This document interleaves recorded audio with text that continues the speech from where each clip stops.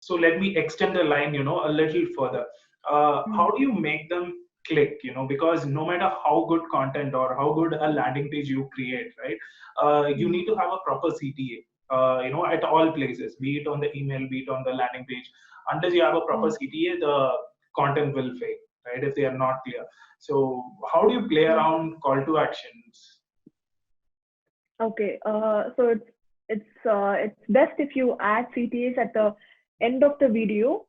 But if you think that your viewers are not watching till the end of the video, then you can begin placing your CTA at the beginning of the video.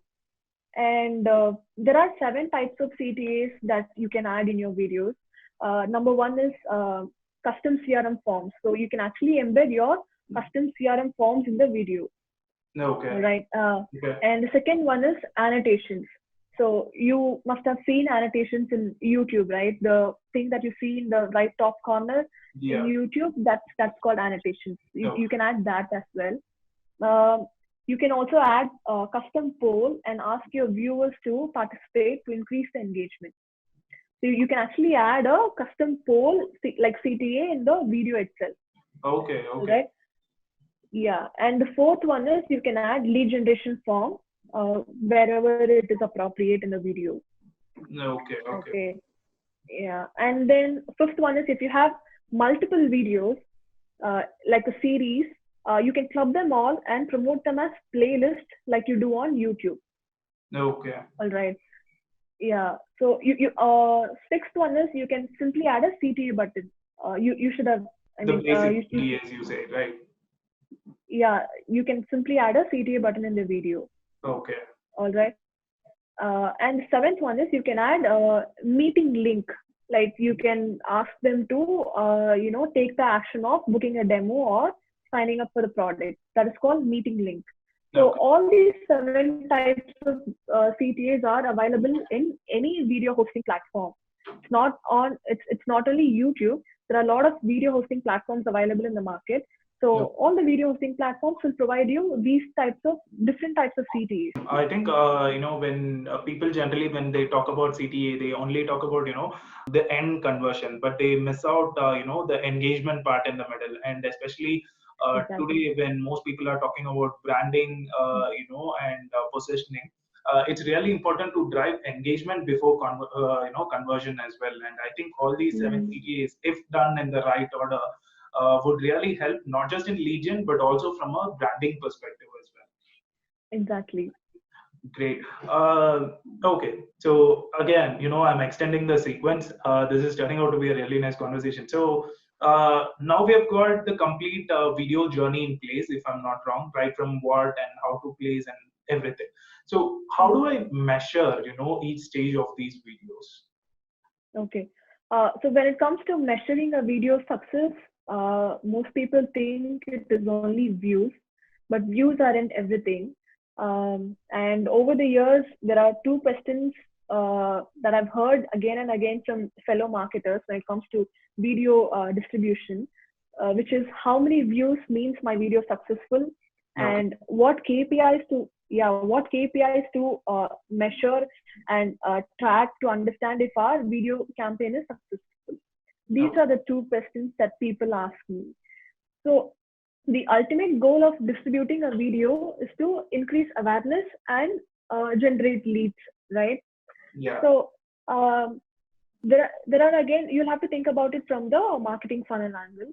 So when it comes to top of the funnel awareness videos, you have to measure views, unique views and impressions. Okay. And when it comes to middle of the funnel videos, you have to measure your view through rate and watch time, like how much percentage of the. And when it comes to bottom of the funnel videos, which is lead generation type videos, you have to measure clicks, number of demo schedules, signups, and conversion. I think that is pretty comprehensive list as well, whatever you shared. Exactly. All right. So I think, Sanjana, I don't think I want to stretch this conversation a little longer. I think I've already done enough, right from starting why video marketing to how to, measure your video marketing success as well. So I think we have a lot of people who would be watching this, and all these people would be video marketing enthusiasts, right? And what would be like, one line of advice you want to share with them, to the viewers? Okay. My advice would be, don't do video for the sake of it. Like if it's a novel, then writing is the best way to go about it. And if it's a movie, then video is what works, right? So identify if your campaign needs a video. If video seems to be a better fit for your campaigns, then go for it. But don't just go for the sake of doing videos. That's like perfect. Just because you want to do video marketing, without proper scripting or without proper strategy in place, and the vision, without that lacking, please don't go for videos. I think that is what Sanjana is also telling you guys. So have a clear strategy in place. Go back, refer to all the points which we have discussed as well. The 6 strategies between lead gen, branding, and ways to measure, and the type of videos you should create, before you kickstart your video marketing. So I have some questions, Sanjana, which maybe a couple of them, which people wanted me to ask you, during our webinar as well. So I'm just gonna pick. The first one is, what are the ways you can repurpose and use a video? Okay, there are n number of ways you can repurpose your video content. Say you have a webinar video, you can edit them into short, interesting snippets and publish them on YouTube, social channels, and IGTV.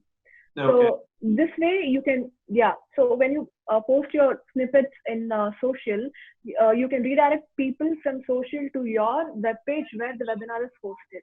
This is one way. Okay.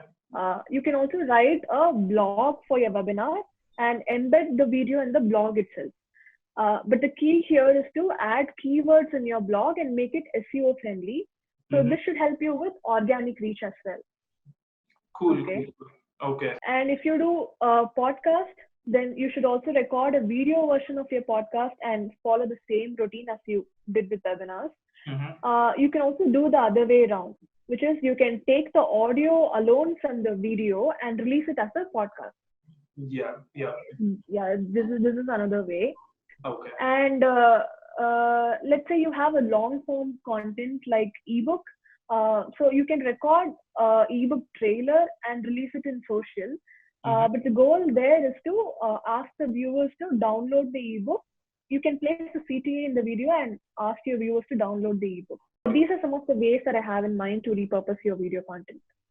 Yeah, I think you have covered the entire journey as well. And, I also follow the same strategy wherein, you start with just, a text-based promotion for the video, and then you start with a blog for the video, probably an infographic if the video has proper points. For example, I think this video, it can be a proper infographic with a question and answer schedule.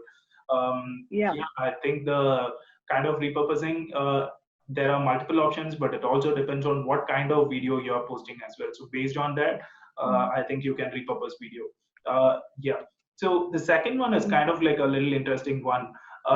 So the exact question to quote is understanding customer psychology and implementing it on videos. Plus, are there any number of ideal number of videos to make in a week? Okay. When it comes to psychology, there are only 3 things that we need to have in mind, which is your video should entice curiosity, and it should have a proper story-like flow. Like I mentioned in the storytelling video, it should have a proper story. And the third one is you'll have to keep and everything, all the elements in the video as authentic as possible. Okay, so if you could nail all these 3 elements in your video, then your psychology part is taken care of. Cool. Okay. And you asked me the ideal number of videos to make in a week, right? Yeah. Restriction on how many videos you can create in a week. The more you create videos, the more you can experiment and see what works for your brand, and the more you can start seeing results. So I don't think there is any restriction on this. Yeah, I think that is the beauty of, in general, marketing as well. There is no the answer for any question. Exactly. It's all about experimenting, because we all differ in terms of the audience we cater to or the prospects we cater to. So I think it's all about experimenting multiple formats and then finding which one works for you and then sticking to it, right? Exactly. Yeah.